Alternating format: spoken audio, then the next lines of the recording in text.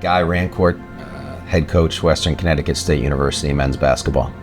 Name is Joe Mingachos. I'm from Danbury, Connecticut, and I am the head men's soccer coach here at WestConn. My name is Alexandra Hall. I am currently an adjunct professor here at the university in the Health Promotion Exercise Department.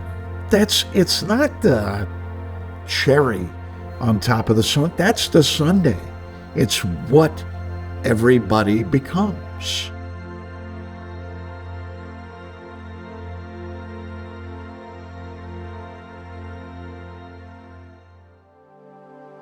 Get the ball around half court. Yeah, Billios back in for Benton. The inbound. It's Brooks. 3 seconds. 2. Driving. Brooks. Give. Robinson hits. It's over. Colonials win. Colonials win. Colonials win. Colonials win. Colonials win. I ended up actually getting into radio because of high school, even before I got to Fordham. And I worked for a station in Long Island called WGLI because there was no internet. There was no this, that, and the other thing. The only way to get audio was to have somebody live and at games, and that was me. Ended up in Danbury, made a wrong turn on the highway. There was a sign on a window said, "We need yada yada," and got a gig at WLAD and have been there ever since through all of the changes in the industry, and got hooked up with WestConn within a couple of years of being here. Frank Muska approached me and said, "We'd really like to get as many of our football games on commercial radio as possible." And so we got her done. Well, I grew up in New York City and I went to Archbishop Molloy High School, played for a legendary coach there, Jack Curran. Had a wonderful experience there at Archbishop Molloy, and my senior year, we were one of the best high school teams in the country. He had been working with Lou Carnesecca, who left for St. John's, and Jack Curran took over our high school program and kept its winning ways going, and Guy played for him. So when Guy was coming up here was going to come to WestConn to be a player, Jack had contacted me and just said, "Keep an eye on the kid because he's going to be a coach someday." I grew up spending summers up here in Danbury on Candlewood Lake. My grandmother had a house there, so we would go up there every summer, and it was just awesome. So I had fond memories around here. So when I was starting to consider what schools to go to, WestConn was one of the ones right on there, and never regretted it. Well, Bob Campbell is the head coach here. You know, legendary coach, did a great job. One of the primary reasons why WestConn basketball is considered, you know, such a prominent and successful program. You know, for years and years, he led us to multiple championships and on to the NCAA tournament. And yeah, I got to know him a little bit. Took me around campus. You know, he really treated me well and made me feel welcome. You know, and that was one of the starts of understanding coaching outside of my experience in high school. And yeah, it just felt right, and I decided this was the place for me. I started playing probably when I started walking. Soccer was a big part of our family. My dad was an avid fan, coming here to the States from Portugal. And as soon as we could start walking, we were kicking the soccer ball around, me and my younger brother. I went to a Catholic school my entire life, and I ended up going to Immaculate High School. And Immaculate High School didn't have soccer at the time. So I wanted to play so badly, I had to try to convince my parents to allow me to transfer over to Danbury High School for my junior year so I could play soccer. Exceptional. You know, again, a guy who could have played anywhere, a guy who could coached anywhere, just a shining example of the city of Danbury. He's Danbury through and through. Yeah, you know what? I think I always wanted to come to WestConn. I'm not shy to say that I'm a mama's boy, so I wanted to stay close to home. You know, I wanted that home cooked meal. I wanted to sleep in my own bed. So WestConn was a great option for me. So I ended up here at WestConn. I attended Western as a student athlete. I came in 1982, was my first year here. I was recruited to play basketball here by Jody Rachel. They had classes here such as square dancing, badminton, bowling, all different things. This was part of the department in the beginning. And she was busy, so when I met with her, she was teaching her bowling class, and I actually met her in a bowling alley. It was my first time meeting her as a recruitment, which you would, in today's time, you would never do that. I played 2 sports back to back from 1982 to 86. So I did 4 years, and in the time I was here, we were the first team in the university's history to make the NCAA tournament for Division III. Alex was affectionately known as the big girl. Why? She played center, okay? So she was the big girl. And what a player. Played through pain. Just got it done in the paint. We had to go to a basketball game, and the bus was leaving at 5, and I was like, told the nurse, tell Doc Foster I'll see him later. And he came running out, and he says, no, you can't go. And I'm like, I go, the bus is leaving, I gotta go. No, I already called your coach. And the coach came, it's probably the first time ever when he literally took the x-rays and just went, boom, put him up on this thing and went, you broke your legs. I would have played it through the pain for the last 5 games. I said, well, I just won't go to practice. I'll just watch, and I'll need to practice. And he wouldn't let me, because if I'd stepped wrong, they would have just, When I first started doing games at the Midtown campus field, there was no broadcast booth. There was scaffolding. And it wasn't the firmest of scaffolding. So, since the field was called the Dust Bowl by Coach Pasqualoni, because the grass never really stayed. It was a multi-purpose field with alleged grass and lots of dust. Weird and wacky as it was, but not much grass grew on there.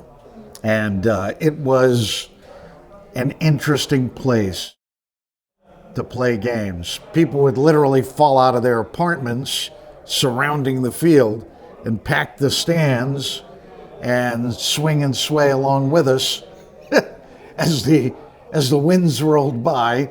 At the time, we were one campus over on Midtown campus, as you students know it today. So it was one campus, one small gym, old locker rooms, and it was part of the old high school, Danbury High School. So, and he had one trainer and football team, volleyball team, basketball teams, baseball teams, just one guy, taking care of all these athletes in a closet. It was literally a closet they cleaned out, and they put 2 benches in it and a whirlpool, and that's all we had. And the west side was nothing but rock, mountain, mud, and, the occasional osprey flying over.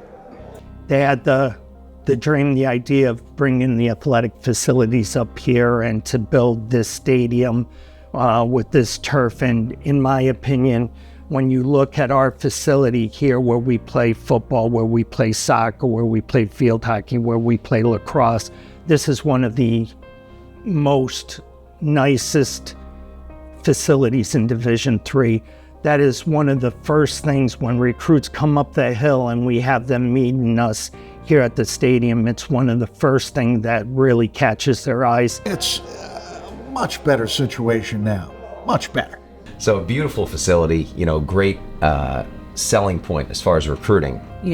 This is a big arena. It's great. It was wonderful. I was promised I'd play this when I'm back in '82, that I'd be playing in this big arena, and it never happened. It just took forever to build. And when you bring young men up from the Connecticut, New York, New Jersey area, many times when you think of Division I, you see television and the huge arenas and the dance team and band and cheerleaders and all the pageantry that goes with it. And Division II, that quickly goes away. Division III, many times student athlete isn't considering that level because it's not a scholarship level. Morgan driving, kicks it off Lynch, puts it in!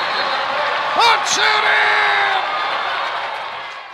in! But with what we can provide here, we've been able to convince players that our scholarship level talent, that playing at this level is different. And since we have been one of the top Division III programs for several years now, a lot of coaches have bought into that also, and so players have been willing to consider us a lot more. Yeah, I'm in the WestConn Hall of Fame also. All the years that I put out on the field as a player came back to reward me. But it was an honor because I worked hard. Like, you work hard and you don't realize it's like you're not working to get into the Hall of Fame. You're not playing hard to get into the Hall of Fame. You're playing for the love of the game. And you're playing because you enjoy going to practice every day. And some days not as much as others. But it was an honor that either, the former coaches or whoever nominated me. And it just makes you feel like, wow, somebody did notice me. And then, just scoring just over 1,000 points and over 800 rebounds and it's a lot of work. But it was an honor. And part of that is just the support of your teammates and the coaches, and the university itself was really big. And I've never been so proud as to see my Hall of Fame plaque is next to her plaque in the Hall of Fame. My sister would tell you she has only seen me cry twice. Once when my niece was born, and I happened to be at the hospital when it all happened. I don't advise doing that, by the way. Unless you're the parent, don't do that. And secondly,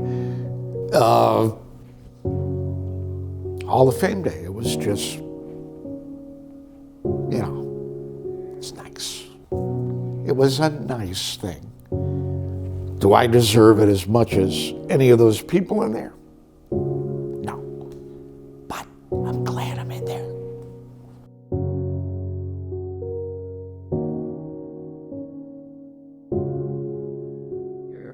Well, like I said, the turf will eventually get replaced, and our friend Chucky will disappear. The WestConn I knew is not the WestConn I returned to. Things change, people change, everything changes, and the quicker you can adapt and learn, even with right now, probably the biggest thing this year as a team we had to address and try and get over was saying next play, meaning whatever just happened, you can't change the past.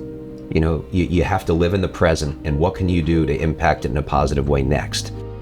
Hey, listen, just look into the future. That's what I'm looking forward to. And when I think of the future, I think of good times. I think of, the players that I have here and the players coming in. I see how everything is growing, how everybody is coming together, how we've, changed from the Colonials to the Wolves. Just a lot of positive vibes going on, and it's just great to be a part of. It's like a passion. I go to the games and I just see the progress that's happened in, oh my gosh, I want to say the 40 years that I've been around. I've been around for 40 years, which is crazy to me. And you asked about what my future is. I would probably stay here as long as they'll have me. My first love is the game. But WestConn is home to me. I've been here longer than I've known my wife. I've been here longer than I've had my kids. This is just, to me, home, a very special place, and they're going to have to drag me out of here someday. I'm just thrilled to be here, and I've wanted to come back. I've wanted to have this opportunity. Being in Pennsylvania for 10 years, my wife from Boston, 7 hours away from Pennsylvania, me 4 hours away from where we were. We're away from family, and it's not who we are, so being able to come back to WestConn, now my parents are 10 minutes away, my wife and kids are here, we're a few hours away from Lindsay's parents, it's home, and when you have people around you that want to be with you the way the administration here does, and your coworkers and fellow coaches, like, life's good. So yeah, thank you. I kept on saying once a Colonial, always a Colonial. But to be honest with you, the Wolves have really grown on me. I'm a Wolf now.